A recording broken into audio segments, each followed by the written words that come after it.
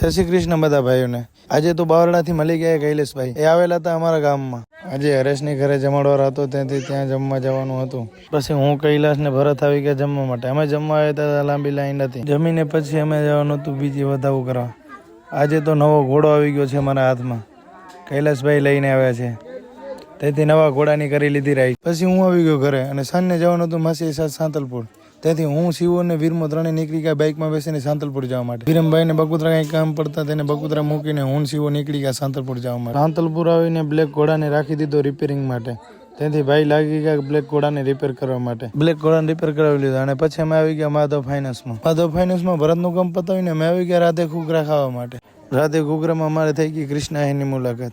પછી અમે આવી ગયા કૃષ્ણ આહીરની શોપ ઉપર, કાનજીભાઈની શોપની મુલાકાત લઈને પછી હું આવી ગયો મીઠાઈ લેવા માટે। મીઠાઈ લઈ લીધી અને મીઠાઈ લઈને પછી હું આવી ગયો રુદ્ર મોબાઈલમાં ભરતને મૂકીને હું ને વિરમ નીકળી ગયા ઘરે આવવા માટે। થોડી વારમાં હું ને વિરમ પહોંચી આવ્યા ઘરે। હું શું આવ્યો ત્યાં વારદી પ્રજા મસ્તી કરી રહી હતી। આજનો વ્લોગ સારો લાગ્યો તો લાઈક અને ફોલો કરવાનું ભૂલાય નહીં।